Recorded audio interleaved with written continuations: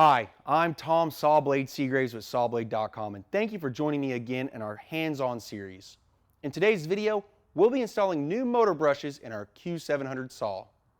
Let's get started. The motor brushes are located at the top and bottom part of your motor. To get access to them, all you're going to need is a flathead screwdriver. Start by removing the cap. All right, we've got our new motor brushes right here.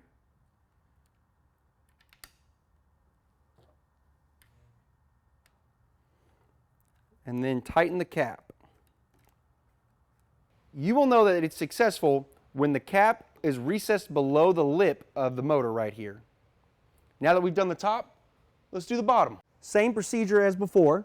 Take your flathead screwdriver, unscrew the cap, and replace with the new motor brush.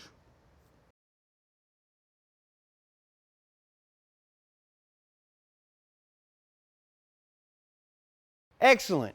Now you've successfully installed your new motor brushes in your Q700 saw. If you're looking for new motor brushes, new bandsaw blades, or any kind of parts, you can find everything that you need to run at peak performance on Sawblade.com. And while you're there, check out more videos from me at Sawblade.tv. I'm Tom Sawblade Seagraves, and remember, Sawblade.com.